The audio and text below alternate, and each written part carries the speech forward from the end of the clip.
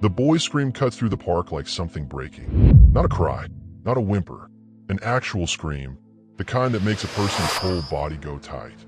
He's small, maybe 7 years old, wearing a suit that costs more than most people's monthly rent. His leather shoes slip on the wet stone edge of the fountain as he looks around the park with eyes that have never known the word lost before. Now he's learning what it means in real time. People walk past him. A businessman in an expensive coat doesn't even slow down. 2 women pushing a stroller exchange a quick glance, but keep moving. An older man feeding pigeons continues counting birds like the sound of a terrified child is just background noise. Something that happens in cities all the time, something that isn't his problem.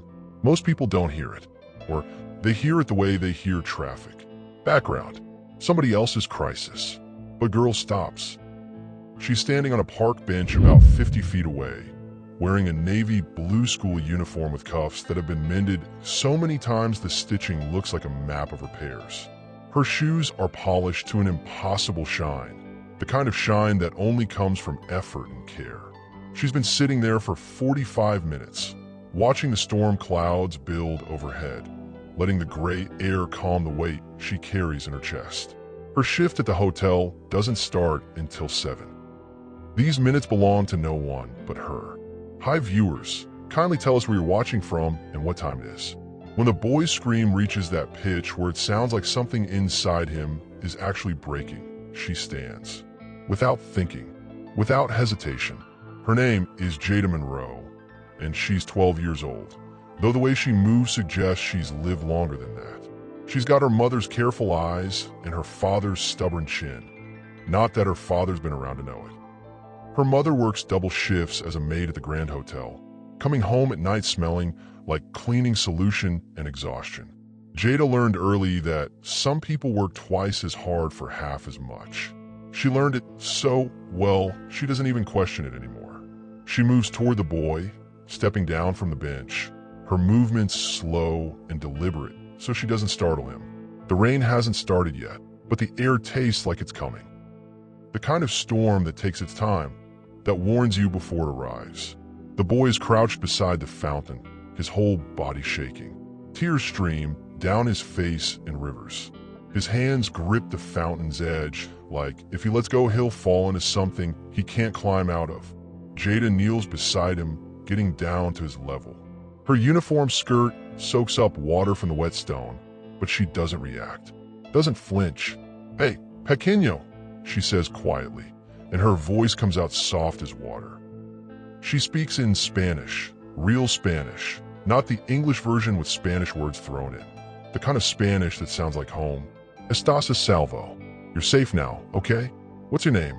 The boy stops crying instantly, not gradually, like flipping a switch. His wide eyes lock onto hers. In that moment, something shifts. It's not the eye contact. It's recognition, not of her face, but of her voice. The sound of someone who knows what safety feels like, who speaks it naturally. And Matteo, he stammers. His accent is Italian layered under English. "Mi papa. I can't find my papa." Jada keeps one hand on his shoulder, steady, warm, real. "Your dad knows you're okay." "I know he does. We're gonna figure this out together, all right?" For the first time in what feels like forever to this 7-year-old boy, someone tells him the truth, and he believes it. That's when Jada feels the shift in the air itself. It's not the wind changing. It's not the temperature dropping. It's something else. A presence. A weight. She straightens slowly, keeping her hand on Matteo's shoulder, and turns toward the far edge of the park where the trees get thicker and the shadows run deeper. A man stands absolutely still beneath the stormlight. Black fitted shirt, tattoos crawling down both his arms like routes mapped out in ink. Down his shoulders, across his chest, probably down his back too. He's got the kind of stillness that doesn't come naturally. The kind that comes from practice. From years of controlling every muscle, every expression, every breath. Behind him, for figures in tailored suits, stand in formation. Not close enough to touch him, but close enough that everyone can see the connection. The power structure, the hierarchy. These men exist to do what he commands without asking questions. His eyes lock onto Jada's. Dark eyes, sharp eyes, The kind of eyes that see everything and forget nothing. And everyone else in the park seems to fade into watercolor. What has this girl just stumbled into? Why does this man's entire body language change the moment he sees her comfort his son? Silvano Darginio doesn't move. He simply watches, the way a master chess player observes the board before the game even starts. The way a predator measures distance before deciding whether to pounce. His security team, Jackson, Marcus, DeAndre, and Carlos, maintain their positions behind him. Their hands rest near their jackets. Their eyes scan the park's perimeter like threat could materialize from the trees, from the pigeons, from the sky itself. They're trained to anticipate violence before it happens, to see danger in shapes and shadows. But Silvano isn't concerned with threat right now. For the first time in 7 years, he's concerned with confusion. Matteo had vanished 3 hours ago from the penthouse. The best security money could hire. Motion sensors on every door. Cameras in every corner. Guards who've worked protection details for presidents. And yet his 7-year-old son had walked straight out like it was nothing. The security footage showed him taking the servant stairs, the one Silvano didn't even know his son knew about, descending 2 floors, accessing the south exit, walking into the street. The camera picked him up entering the park 12 minutes later. The internal panic had been controlled, locked away, filed into the compartment where Silvano keeps things that could destroy his image. But seeing Matteo alive, seeing him being held by a girl in a falling apart school uniform, seeing his son calm and breathing and okay, something in the steel of Silvano's face cracks. He moves forward without signaling his men. They follow 3 steps behind, maintaining perfect formation. This is what they do. This is what they've always done. The girl doesn't run, doesn't scream, doesn't pull Matteo away and protect him like most people would do when a man like Silvano approaches.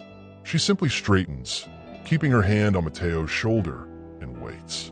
Her chin rises maybe half an inch, but Silvano notices. He notices everything.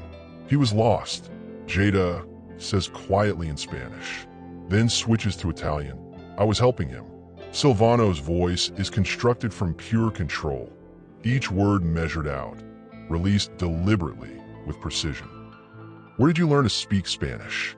My mother taught me, Jada says. She grew up in Puerto Rico before coming here. Silvano kneels beside his son, checking him with the efficiency of someone who understands that displays of emotion are luxuries he cannot afford. Matteo, you're hurt. No, Papa. She was so kind. She wasn't scared. She talked to me, and I felt better. Silvano's eyes return to Jada. She meets them directly, doesn't look away, doesn't show fear, though any reasonable person would be terrified. A girl in a public park just got the full attention of a man whose attention usually precedes pain. Your name? Jada Monroe. Your mother? Dina Monroe.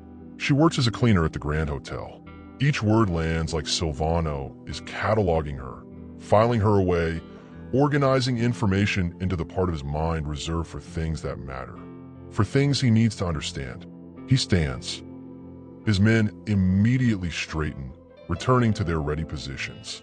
Take my son home, Silvano instructs, his voice carrying the weight of absolute authority. And find everything about her. Family history, connections, school records, everything. He looks at Jada one final time.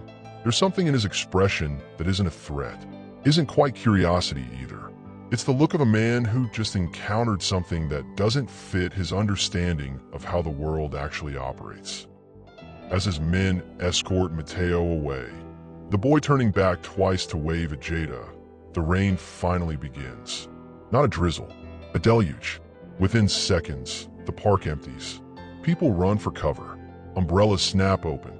The world shifts from calm to chaos in the time it takes for the sky to open. Jada stands alone by the fountain, soaked through, realizing that something fundamental just changed. She's been marked by something she doesn't yet understand. Something powerful. Something that moves through the city like water, finding its way into everything. Her phone buzzes. A text from her mother. Come home immediately. We have a visitor. Her stomach drops. Who would be visiting their apartment? Who does her mother know that would cause her to send a message like that? Right now, in this exact moment. The rain doesn't fall, it attacks. It hammers the windows with the persistence of something demanding entry. It turns the street into a river. It makes the city look like it's drowning, and nobody's coming to save it. The apartment smells like the cleaning solution Dina uses at work. Industrial pine that never quite covers the underneath smell of old walls and older heating systems. The radiator clanks and hisses like it's dying slowly. 2 rooms. 1 bathroom with a toilet that runs if you don't jiggle the handle right. But it's theirs. They made it work for 5 years.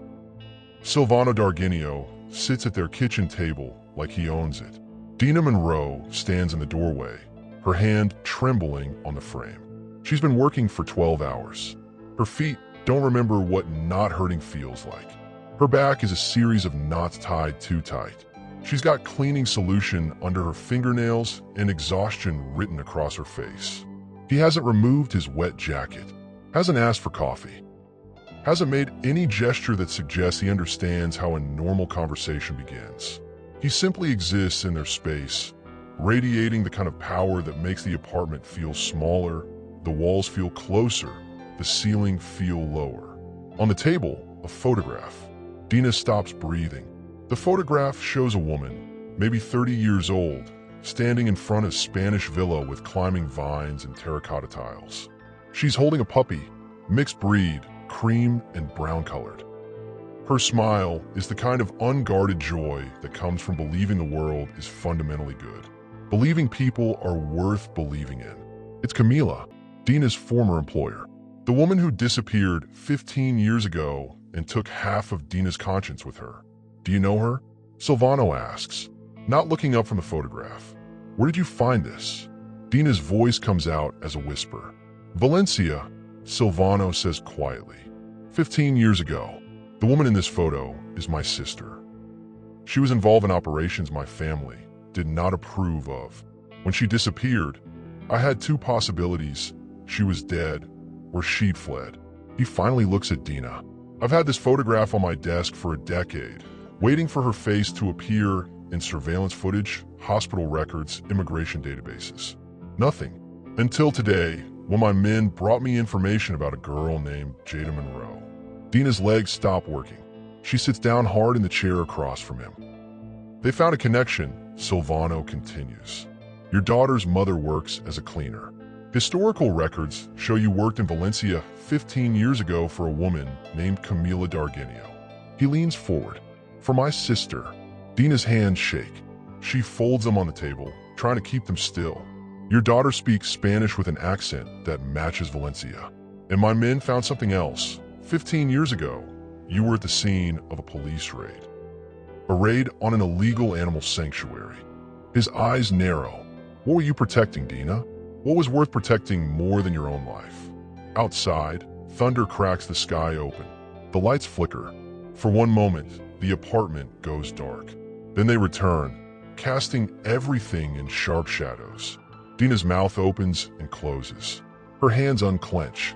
She says very quietly, he's here? He's actually here in this apartment? Who? The dog, Dina whispers. Camila's dog, the one she didn't take. The one she left behind. Silvano's entire body goes still. The kind of stillness that comes right before something breaks. What does this man know about the dog?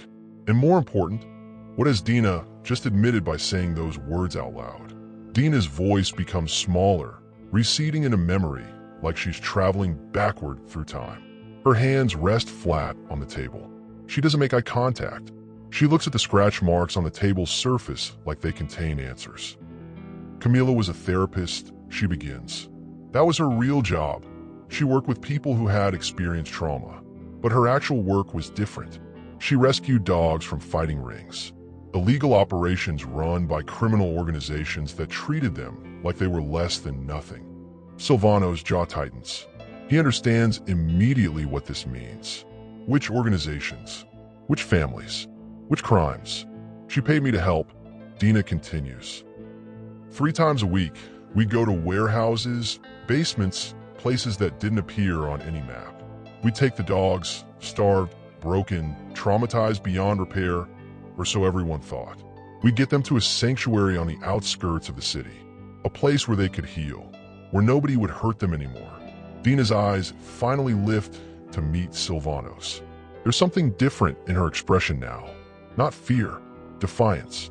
She never asked for payment. She already paid me enough to cover my costs. She said the work itself was payment. She said that doing the right thing when nobody's watching, when it costs you something real, that's the only kind of payment that matters. She was exposing my family's operations, Silvano says flatly. She didn't know they were your families. She didn't make connections like that.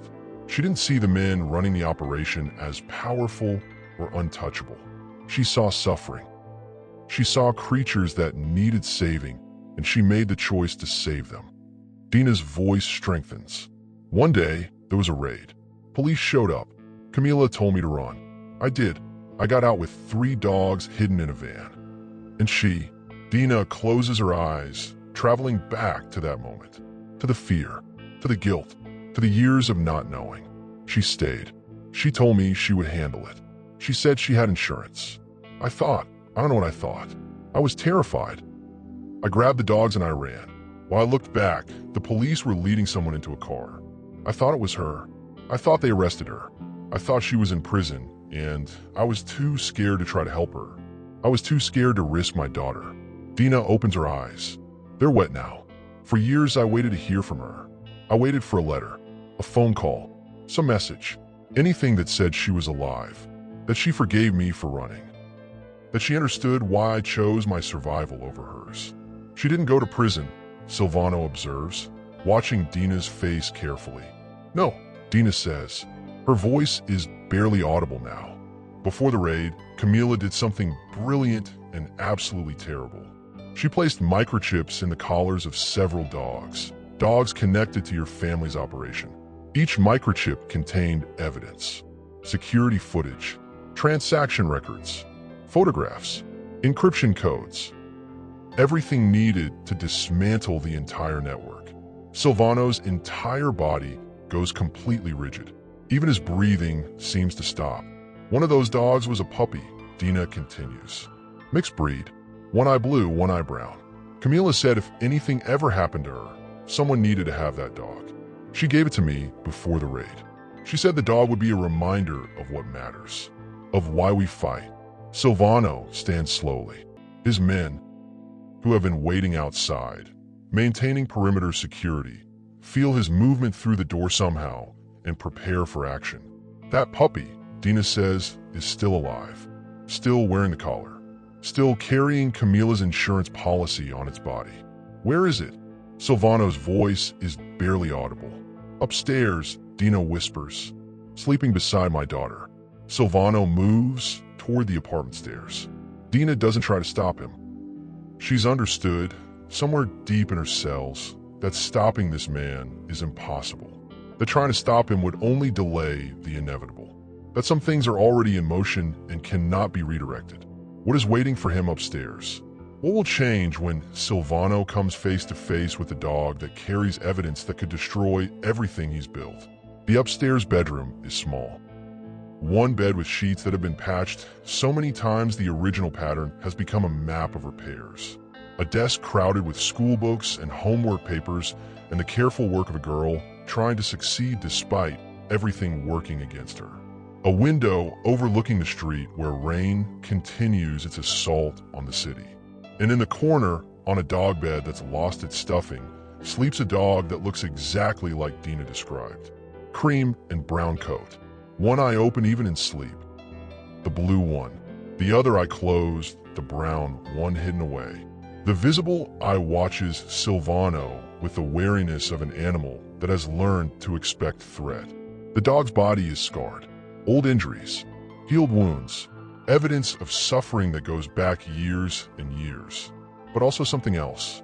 The dog's breath is steady. Its body rises and falls with the peace of something that has learned to rest despite its history. Silvano kneels slowly.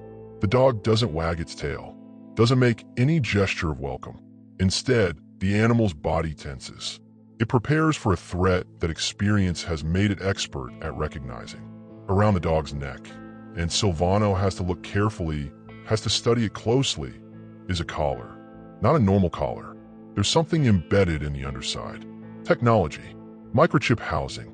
Everything Dina described is real. Everything is true. Everything is here in this small bedroom, in this simple apartment, in this dog that nobody would look at twice on the street. This is Camila's dog, Silvano whispers. His voice cracks. Actually cracks like something inside him is splitting open. The one I've had my men hunting for 15 years. The one connected to the evidence that could have ended everything I've built. The one that could have destroyed my entire empire. The dog's ears flatten against its head. It shifts position, getting ready to move if it needs to, getting ready to protect itself. Dina appears in the doorway. She speaks quietly, like she's in a church or a cemetery, like she's in a space where respect is mandatory. Camila didn't want to destroy you. She wanted to save the dogs. She wanted to stop the suffering. She couldn't stop you by fighting you directly. You're too powerful for that. But she could stop you by making sure that cruelty would have consequences. By making sure that if anything happened to her, there would be people who knew the truth. Silvano's hand moves toward the dog, and the animal growls. Not aggressively, warningly. The growl of something that has been hurt before and refuses to be hurt again. Then, from downstairs, Dina's phone begins to buzz. It buzzes once, twice, 3 times in rapid succession. An urgent, insistent rhythm that means something important is happening somewhere else. Dina's face goes white. She checks her phone. Her hands start to shake. What is it? Silvano stands, immediately shifted into operational mode. The moment of reflection is over. The moment of being a man facing his past is finished. He's transformed back into the person he was before he came up here. The person built to handle crisis. Your man, Dina says. Her voice trembles. They're sending messages. Read them. Dina scrolls through the texts. Each one seems to drain more color from her face. It says, Estate perimeter breach. Juvenile unaccounted for. Mateo is missing from the property. Status unknown. Awaiting orders. The words hang in the air of the small bedroom.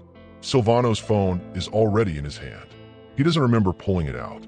His men's voices crackle through his earpiece, speaking in the rapid-fire code of people trained for high-level crisis situations.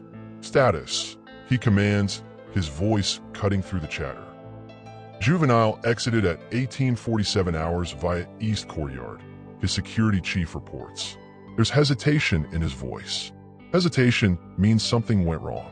Hesitation means the unexpected just became the real. Access the gate perimeter. Gate was opened from inside, deliberately. Juvenile was traveling alone. Condition, no apparent injury.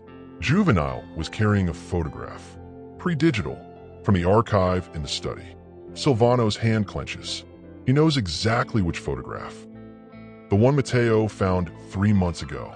The one showing Silvano as a child, before everything hardened, before power became more important than love. The one showing Silvano holding his sister Camila. Both of them laughing. Jada appears at the top of the stairs. She's changed out of her wet uniform into dry clothes, but her hair still drips. She looks confused, scared, too young to understand what's happening in her apartment right now. He asked me about dogs, Jada says quietly. At the park. He asked why his father didn't let him have one. He asked if there was a place where sad dogs came to be happy. Silvano turns to her completely.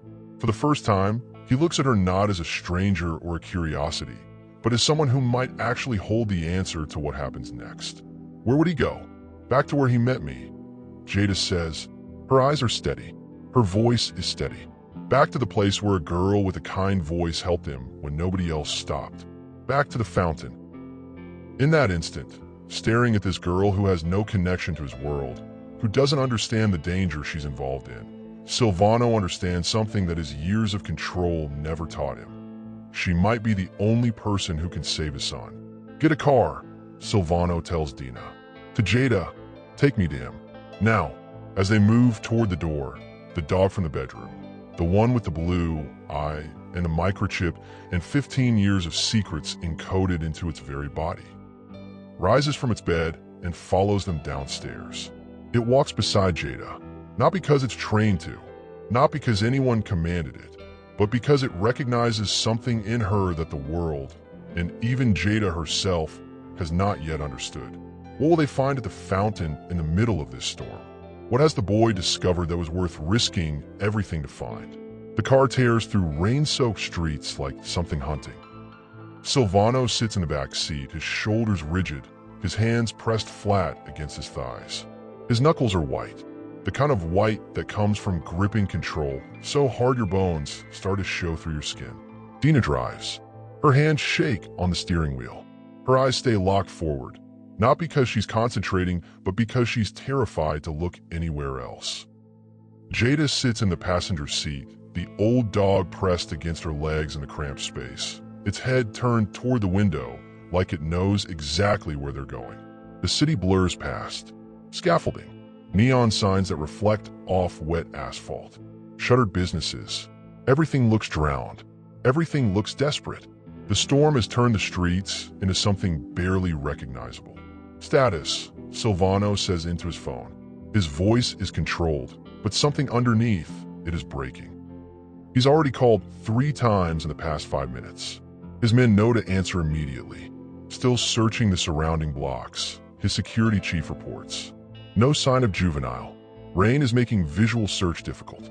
We've expanded perimeter to 6 blocks in all directions. The photograph he took, Silvano says. Pull the archive. Tell me every photograph he accessed in the past month. There's a pause. Paper rustling. Keyboard clicks. Only one file opened. Dated 15 years ago. Shows 2 children, male and female, and an estate in Puerto Rico. Male child appears to be approximately 5 years old. Female child approximately 12. Silvano closes his eyes. The female child is Camila. The male child is him. Both of them smiling. Both of them still believing that love was stronger than power. He knew where to go. Jada says quietly from the front seat. She's not trying to be helpful. She's just stating facts. He saw the picture. He remembered the place. In his mind, that's where his dad and his aunt were happy. That's where he needs to go. Silvano leans forward. How could you possibly know that? Because I'm 12, Jada says. I know how kids think. When they're scared and everything feels broken, they go back to the place where things made sense. Where adults weren't complicated. Where love was simple. Dina's hands gripped the steering wheel tighter. Her daughter just understood something about Silvano's son in one sentence that took Silvano 40 years to miss. The car takes a sharp left. Tires hydroplane for a moment on the wet street. Dina corrects the spin. They keep moving. The park, Dina says. Jada, the fountain. Is that where the picture was taken? No, Jada says. But it's the only place he knows where people are kind. The only place where a stranger helped him without asking for anything. The only place where he felt safe. Silvano's phone rings. Not a text. An actual call. His hand moves to answer it so fast his fingers blur. Sir, we have confirmation. His security chief's voice has changed. It's sharper now. More alert. Juvenile spotted on park grounds. Approximately 30 yards from a main fountain. Status is he stops. Takes a breath. Status is he's with an animal. Mixed breed. Size suggests dog. Juvenile appears to be comforting the animal. The world stops. Silvano says, say that again. Juvenile is holding a dog. The animal appears to be old, possibly injured. But Juvenile is not distressed. Juvenile is holding the dog like it's something precious. The car slides into the park's parking area. Rain hammers the windshield so hard it sounds like the sky is actually breaking apart. Dina throws the car into park. For a moment, nobody moves. Then Silvano opens the door and steps out into the storm. What will Silvano find when he comes face to face with his son at the fountain? What does it mean that Matteo found the dog without anyone telling him where it was? Subscribe to this channel and turn on notifications so you don't miss the next story that will inspire you and change how you see compassion. Share your thoughts in the comments. How would you respond if you discovered the truth about someone you loved? Let your voice be heard. Your story matters. The park is nearly empty. Wind howls through the trees like something in pain. The fountain still sprays water upward in defiant arcs, the only thing in the world still moving with purpose. Everything else is chaos. Everything else is surrender. Silvano's men spread out across the park grounds, moving with military precision. Jackson checks the south perimeter. Marcus secures the north entrance.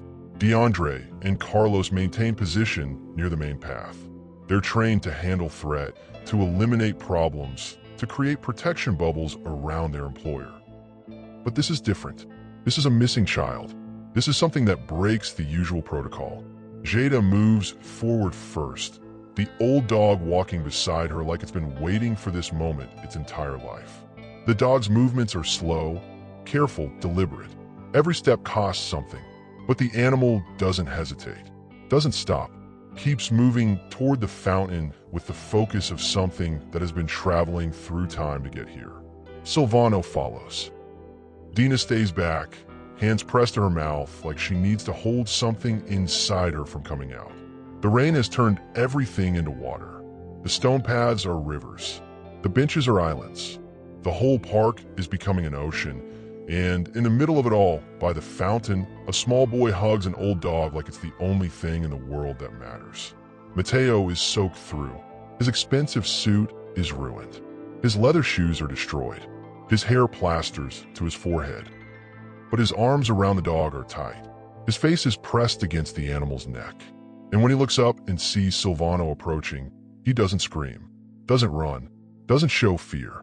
He smiles. "Papa," Mateo says. His voice cuts through the storm like it's the only sound that actually exists. "I found her. I found the dog from the picture, from when you were happy." Silvano stops moving. He's 20 feet away from his son, but it feels like 1,000 miles. The dog lifts its head. The blue eye opens fully. The brown eye stays closed, but Silvano feels it looking at him anyway.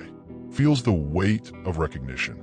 Feels the years of separation collapse into this single moment where everything that was lost suddenly appears again.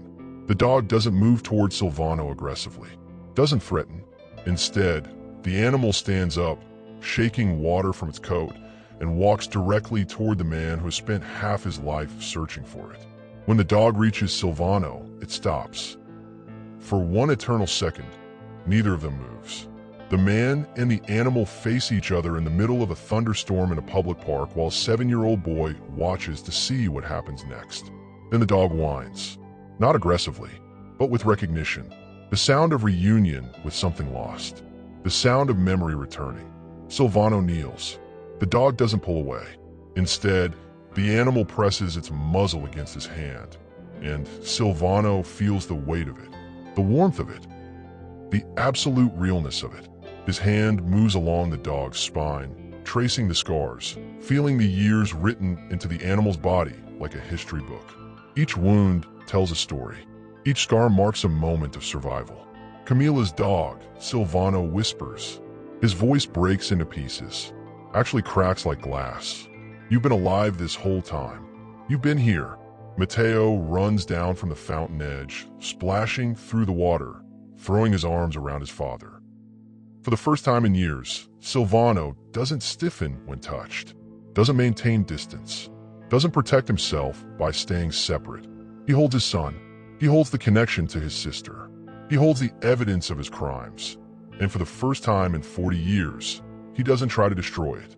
Jada and Dina stand back, watching this happen. The old dog moves between them, then settles down beside Jada like it's done what it came to do. Like its whole life was leading to this moment in the rain, at this fountain, in this park where a girl's kindness connected everything that had been broken. Silvano pulls Mateo closer. His tears mix with the rain. He looks at Dina across the park, and something passes between them. A recognition, an understanding, an acknowledgement that some debts can only be paid through time and change. She didn't die in betrayal, Silvano says to no one and everyone. His words are barely audible beneath the thunder. Camila didn't die trying to destroy me.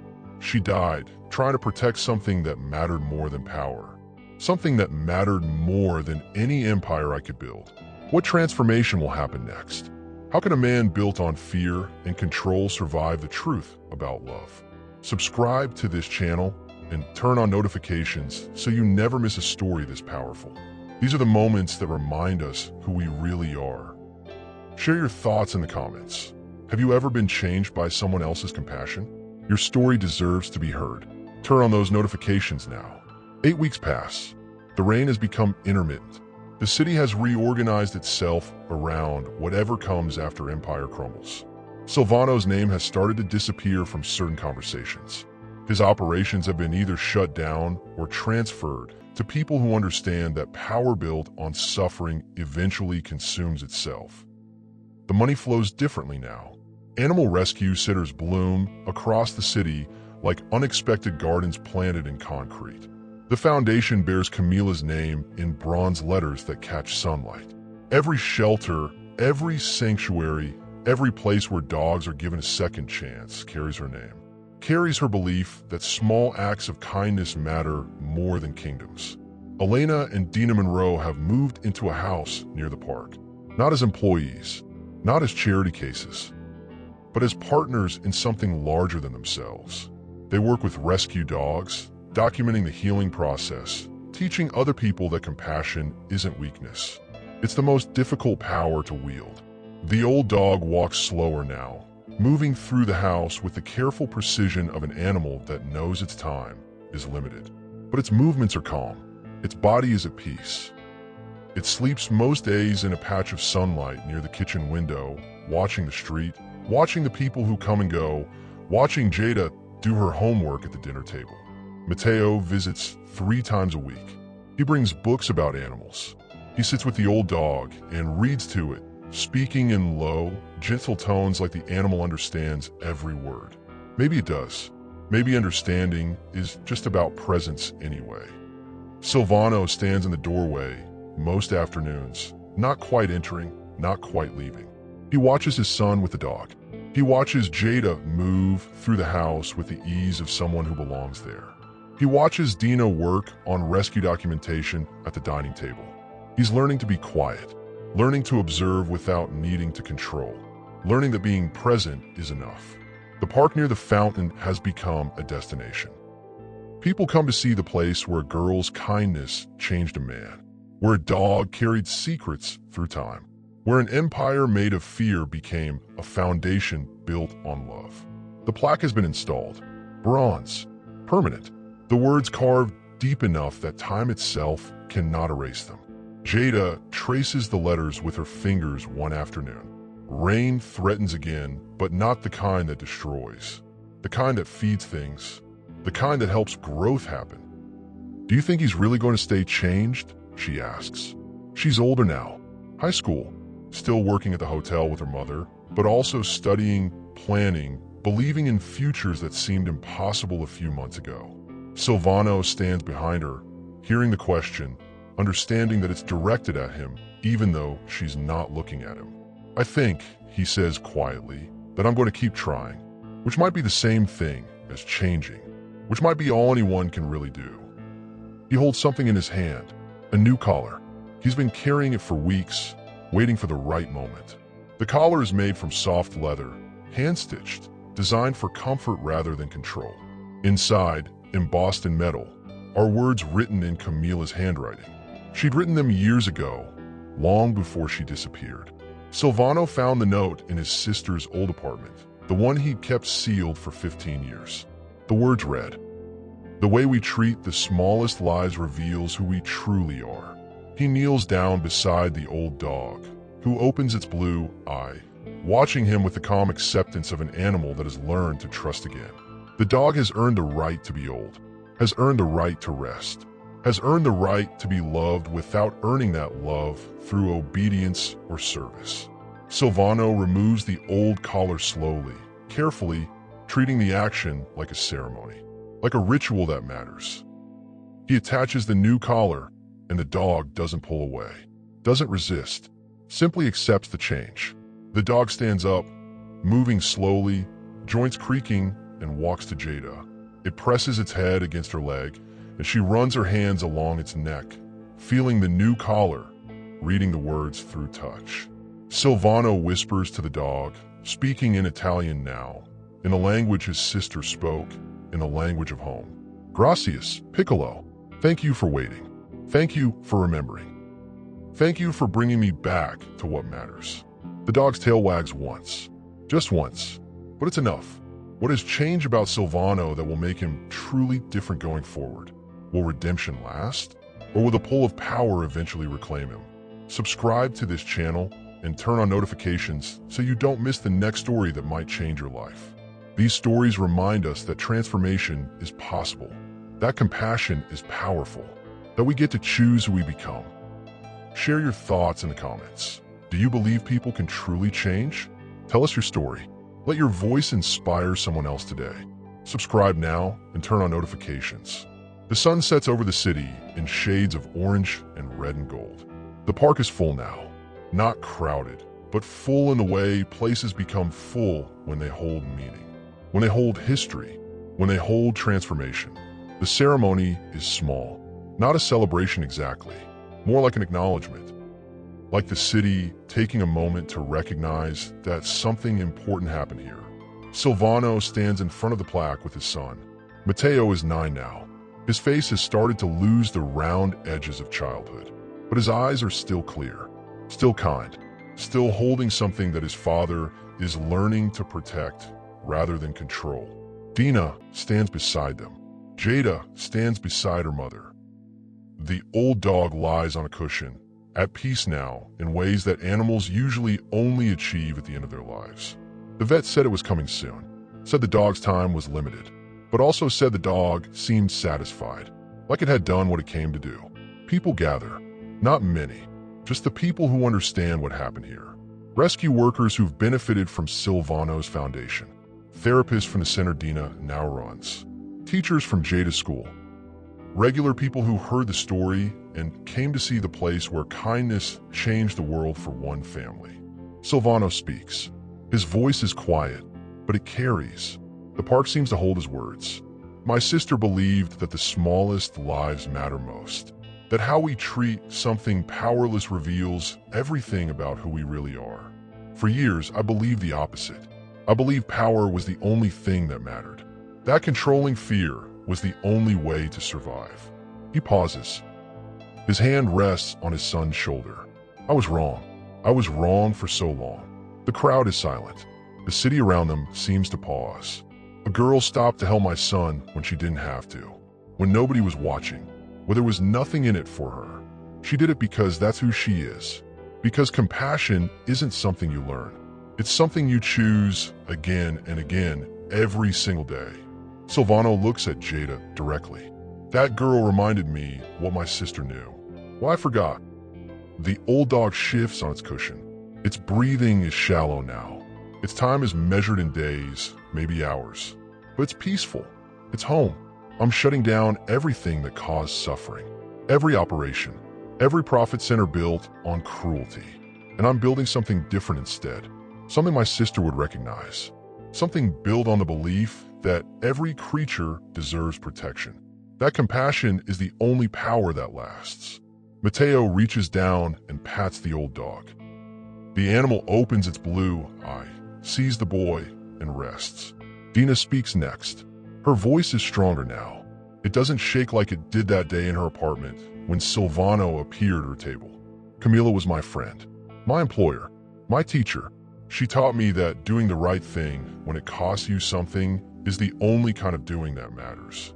I'm sorry it took 15 years for her to know she was right, but I'm grateful her dog lived to see it. I'm grateful we all lived to see it. The ceremony ends as simply as it began. The crowd disperses. People hug. People shake hands. People make plans to volunteer at the rescue centers. Silvano sits with the old dog. Just sits. Doesn't talk. Doesn't try to fix anything. Just exists in the presence of this animal that carried his sister's message through time, through suffering, through years of waiting for someone to understand. Matteo falls asleep against his father. Jada finishes her homework on a nearby bench. Dina closes her eyes and breathes in the evening air. finally at rest in a way she hasn't been in decades. The plaque catches the last light of day.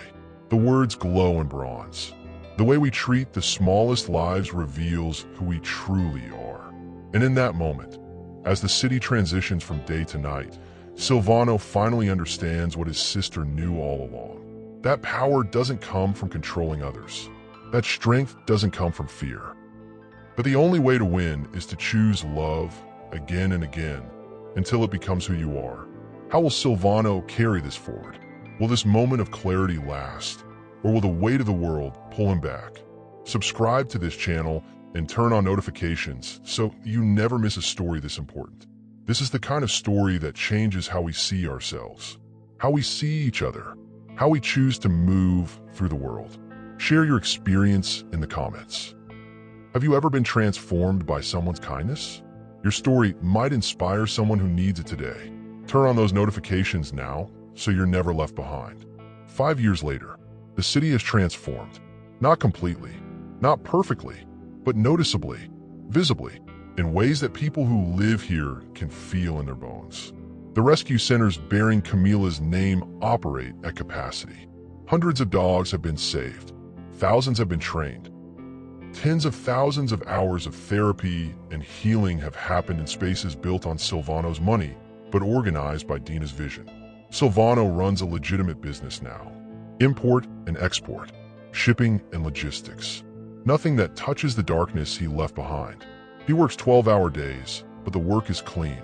The work feeds people instead of destroying them. Matteo is 14. He volunteers at the rescue center every weekend.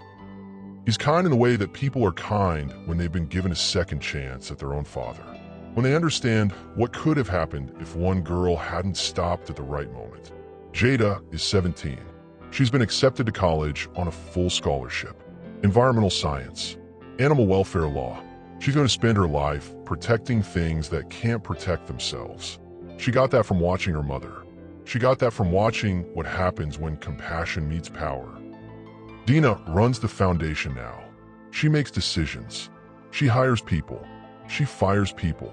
She builds systems and structures designed to help rather than harm. She's learned to stand in power without being corrupted by it. She's learned that power used for others feels completely different than power used for yourself. The old dog died last year, peacefully, in its sleep, in the house near the park with Jada's hand resting on its side. The dog got to know what it meant to be safe. Got to experience being loved without condition.